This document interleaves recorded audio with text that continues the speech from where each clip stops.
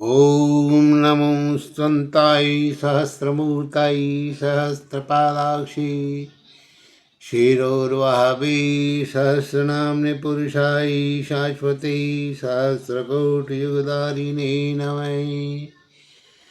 प्रिय बंधुओं, अब मैं आपको श्रीमद्भगवत महापुराण 10वां स्कंद का 66वां अध्याय की कथा जो है सुनाता हूँ।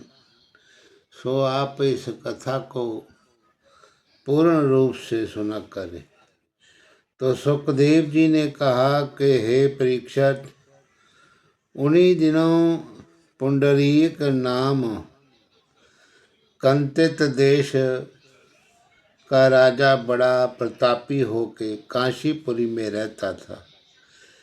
जब उसे ये इच्छा हुई कि मैं अपने को वासुदेव नाम चतुर्भुजी रूप बना के संसारी जीवों से अपनी पूजा करवाऊं, तब उसने काठ की 2 भुजा अपने अंग में लगा लिया और पीताम्बर व वजंती माला और कुंडल बनमाला श्याम सुंदर के समान पहनने लगा। शंख चक्र गदा पद्म उनके शस्त्र बांधकर काठ का गरुड़ चढ़ने के लिए बनवाया। जो राजा वे प्रजा पुंडरीक का डर मानकर उसे वासुदेव के समान पूजते थे, उन पर वे प्रसन्न होता था। और जो लोग अपना धर्म विचार करके उसकी पूजा नहीं करते थे, उनको दुख देता था। उनकी ये दशा देखकर संसारी लोग आपस में चर्चा करते थे कि एक वासुदेव तो श्री कृष्ण नाम यदुकुल में अवतार लेके द्वारकापुरी में विराजते हैं, दूसरे ये राजा अपने को वासुदेव बना के पुजवाना चाहता है। इन दोनों में हम लोग किसे सच्चा समझे किसे झूठा। जब राजा पुंडरीक को अपनी पूजा कराने से अभिमान पैदा हुआ, तब एक दिन अपनी सभा में बैठ के बोला कि श्री कृष्ण नाम का कौन द्वारका में रहता है, जिसे लोग वासुदेव कहते हैं। देखो, मैं पृथ्वी का भार उतारने के लिए अवतार लेके लीला करता हूँ और वासुदेव यादव का बेटा मेरा वेश बना के संसारी जीवों से अपनी पूजा करवाता है, इसलिए उसने के साथ लड़ना चाहिए। ऐसा कहकर राजा पुंडरीक ने एक ब्राह्मण को बुलाकर कहा कि तू द्वारका में जाकर श्री कृष्ण जी से कह दो कि मेरा वेश छोड़कर हमारी आज्ञा का पालन करे, नहीं तो हमारे साथ आके युद्ध करे। जब ये संदेशा लेकर वे ब्राह्मण द्वारकापुर में पहुंचा और राजा उग्रसेन के सामने खड़ा हुआ, तब द्वारकानाथ ने उस ब्राह्मण को दंडवत करके पूछा कि हे द्विजराज, कहाँ से आए, अपने समाचार बतलाओ। ये सुन के उस ब्राह्मण ने हाथ जोड़कर कहा कि हे महाप्रभु, मैं राजा पुंडरीक का कुछ संदेशा कहने के लिए काशी से आया हूँ, पर वे कहते हुए मुझे बड़ी लज्जा मालूम होती है। दूत को संदेशा छुपाना नहीं चाहिए, इसलिए अपने प्राण की रक्षा पाऊँ तो कहूँ। श्याम सुंदर बोले कि तुम निसंदेह कहो, इसमें तुम्हारा कोई भी अपराध नहीं है। ये वचन सुनकर ब्राह्मण देवता ने कहा कि हे दीनानाथ, राजा पुंडरीक ने अपने आप को संदेशा कहला भेजा है कि त्रिभुवन पति जगत का उत्पत्ति करने वाला मैं होकर 8 पटरानी से भोग व विलास करता हूँ। मैंने पृथ्वी का भार उतारने के लिए अवतार लिया है। शंख चक्र गदा पद्म मेरे पास हैं। मैं गरुड़ पर चढ़ता हूँ। तुम मेरा वेश बना के अपने को वासुदेव नाम से क्यों प्रकट करते हो? तुम त्रिभुवनपति होते हुए भी राजा जरासंध के डर से भाग के द्वारका में क्यों रहते हो? अब तुमको उचित है कि शंख चक्र गदा पद्म आदि शस्त्र बांधना और वासुदेव नाम प्रकट करना छोड़ के मेरी आज्ञा में रहो, नहीं तो यदुवंशियों समेत तुम्हें मारकर पृथ्वी का भार मैं उतारूंगा। जब तुम जानोगे कि सच्चा वासुदेव कौन है और झूठा भेष किसने बनाया है। तुम आज तक नहीं जानते कि अलख अगोचर निरंजन का रूप त्रिलोकीनाथ मैं हूँ। सब ऋषि में मुनि मेरे नाम पे यज्ञ व दान व जप तप करके बड़ाई पाते हैं। मैं ब्रह्मा रूप होकर तपत्ति व विष्णु रूप से पालन महादेव होकर के जगत का नाश करता हूँ। हमने मछली रूप होकर वेद को समुद्र से बाहर निकाला।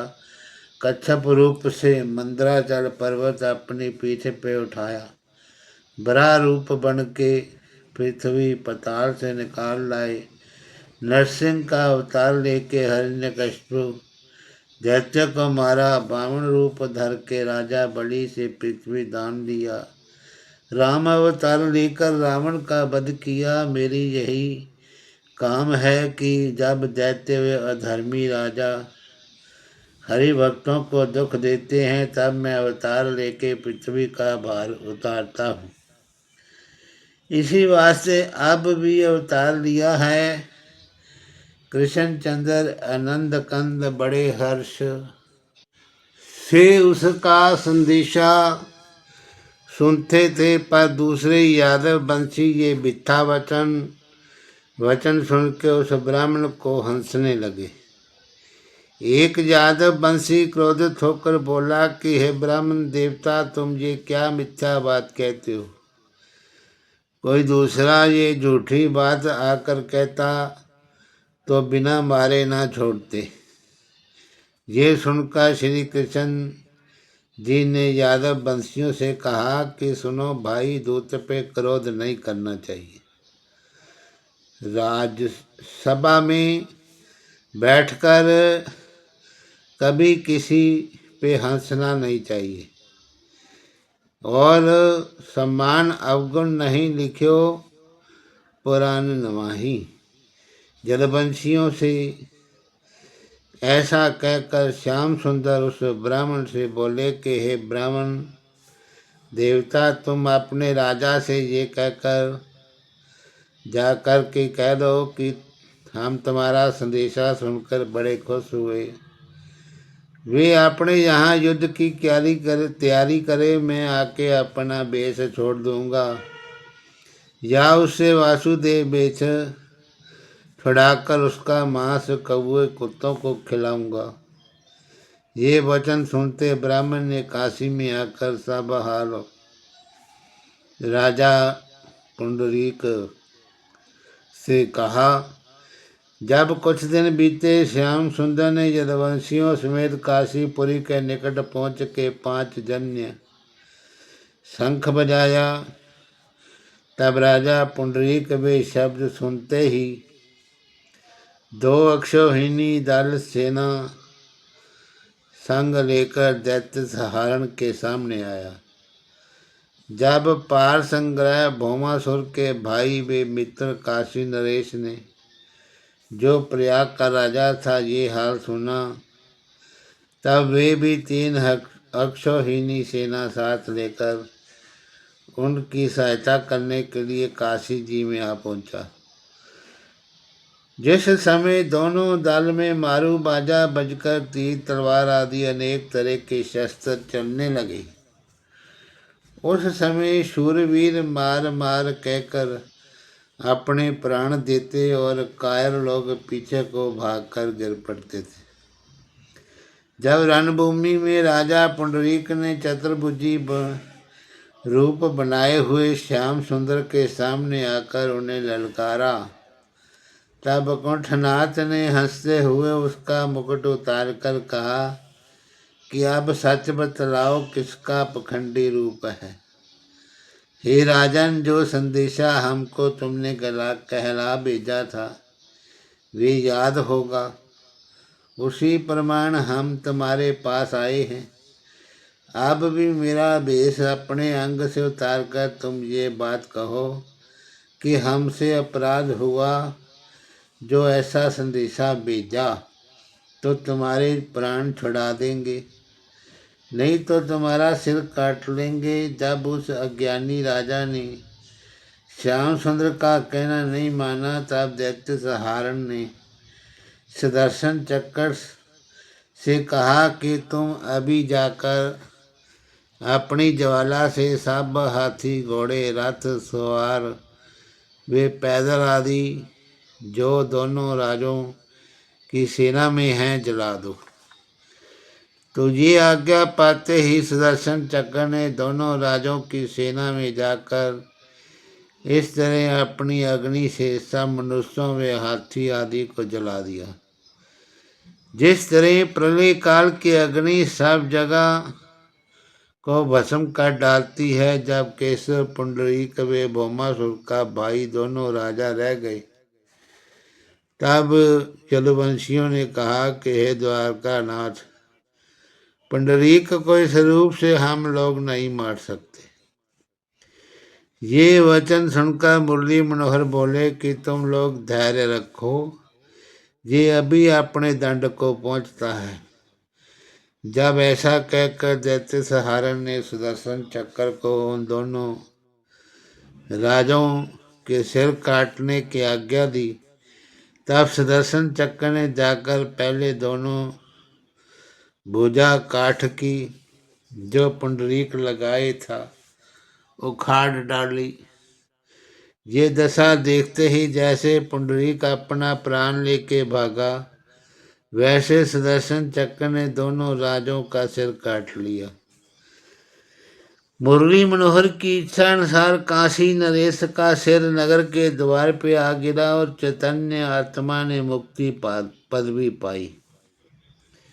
जब नगर वासियों ने राजा पुंडरीक का सिर पहचान कर राज मंदिर में ये हाल कहा कि तब रानियां अति विलाप से रोकर कहने लगी कि तुम तो अपने को अजर अमर कहते तो सो क्षण भर में किस तरह तुम्हारा प्राण निकल गया।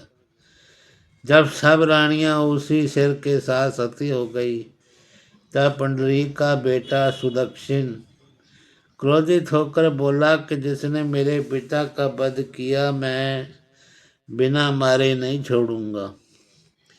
इसी इच्छा से राजकुमार महादेव का तप करने लगा और श्याम सुंदर विजय करके यदुवंशियों समेत आनंद पूर्वक द्वारका चले गए।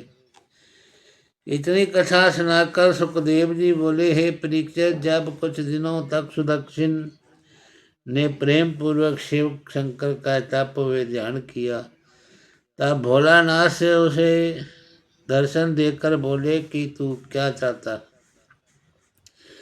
राजकुमार ने शिवजी को दंडवत करके विनय किया, है दीनानाथ, मैं अपने पिता के मारने वाले से बदला लेना चाहता।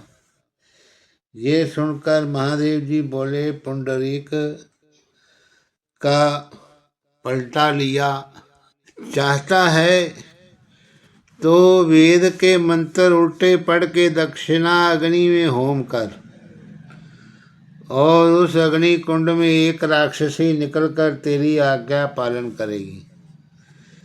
पर जो लोग परमेश्वर व ब्राह्मण की भक्ति नहीं रखते, उन पर तेरा बल चलेगा और हरि भक्त व महात्माओं से विरोध करने में तेरा प्राण जाता रहेगा। जब ऐसा कहकर शिवजी अंतर ध्यान हो गए, तब सुदक्षिण यज्ञ कराने लगा।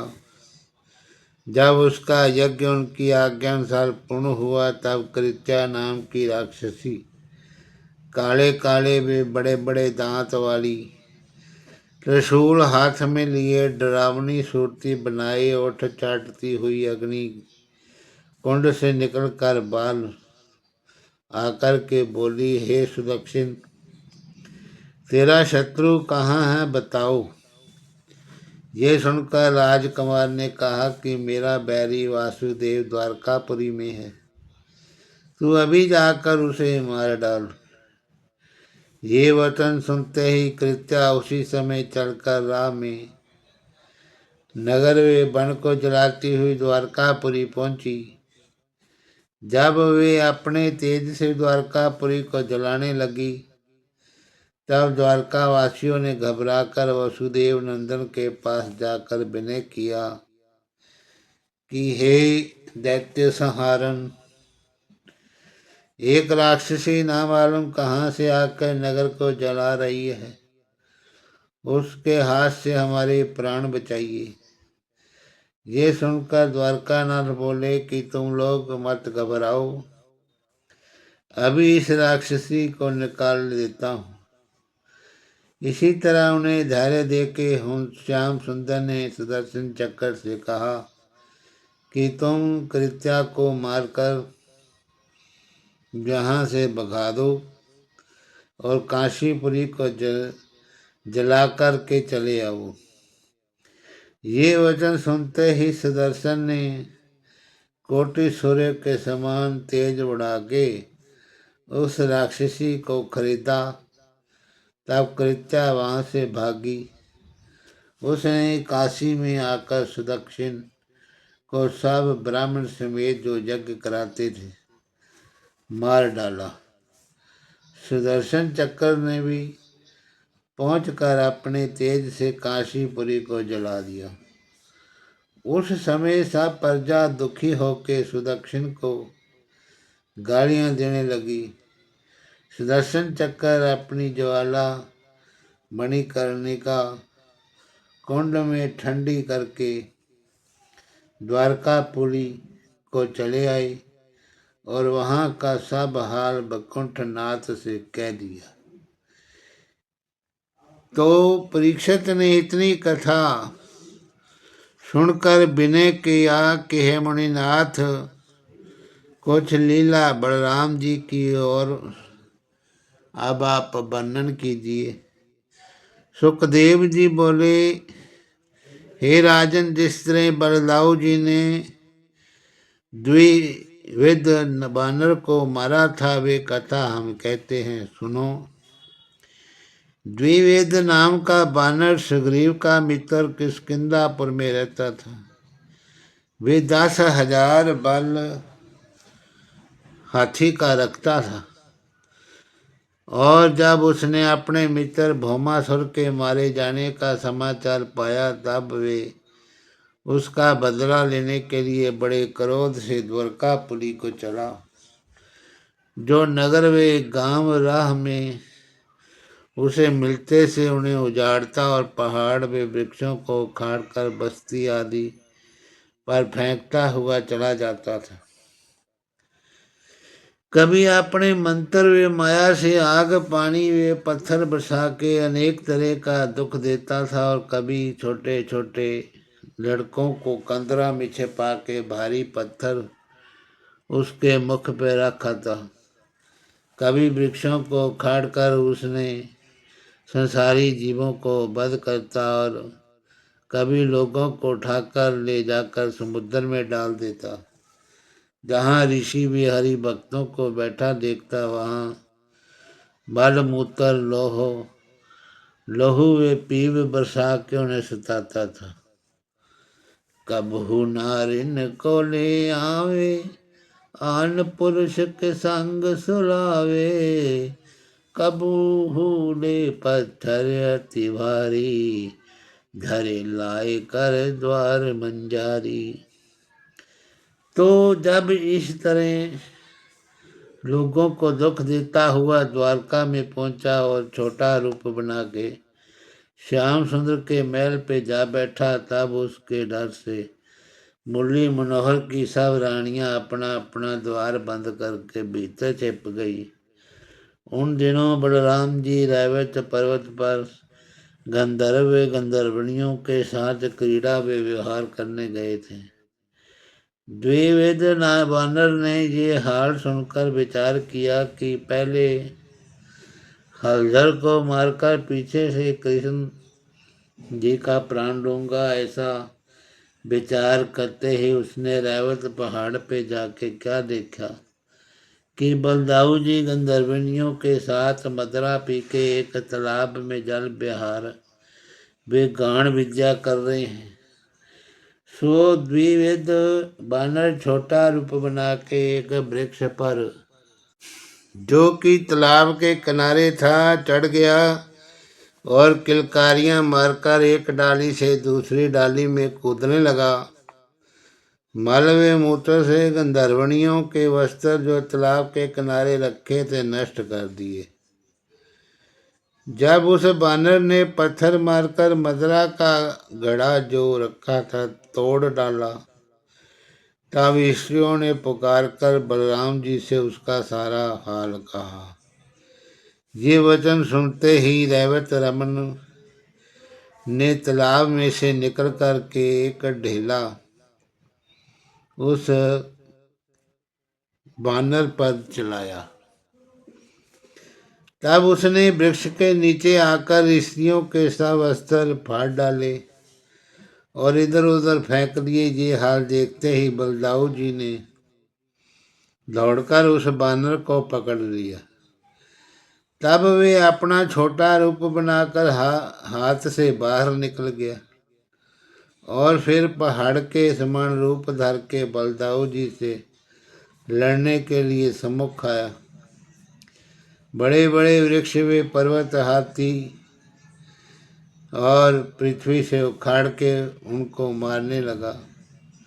जब रेवती रमन बड़े क्रोध से अपना हल मूसल उठा के मारने दौड़े तब द्विविध ने बहुत बड़ा एक वृक्ष जड़ से उखाड़ के संकर्षण पर चलाया।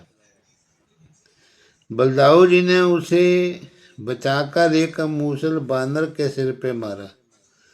उसका सिर फटकर इस तरह लहू बहने लगा कि जिस तरह बरसात में गेरू के पहाड़ से लाल पानी बहता है।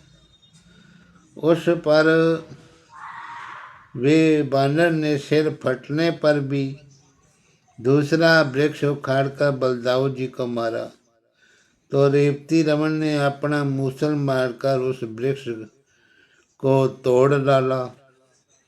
जब इसी तरह लड़ते लड़ते कोई वृक्ष या पत्थर वहां नहीं रहा तब दोनों आदमी इस तरह बेधड़क होकर आपस में कुश्ती में मुक्का से लड़ने लगे कि देखने वाले डर गए। जब बहुत देर तक द्विविध बानर ने बलराम जी से युद्ध करके 2-4 मुक्का उन्हें मारा तब बलराम जी ने सब स्त्रियों को उदास बेघबराहट में घबराई हुई देखकर द्विविध के गले का हंसवा ऐसा दबा दिया कि उसके नाक आँख व कान से लहू बह के वे मर गया। जब उसका शरीर गिरने से पृथ्वी कांपने लगी तब देवताओं ने बलराम जी के ऊपर फूल बरसाए और उनकी स्तुति वे बढ़ाई करते हुए अपने अपने लोक को चले गए। तो इतनी कथा सुनाकर श्री सुखदेव जी बोले कि हे परीक्षित, द्विविध बानर त्रेता युग से किष्किंधा में रहता था। सो रेवती रमन ने मार करके उसका उद्धार कर दिया। हरि ओम तत्सत। नमो नमः। श्री कृष्ण गोविंद हरे मुरारी। हे नाथ नारायण वासुदेव। श्री कृष्ण गोविंद हरे मुरारी। हे नाथ नारायण वासुदेव।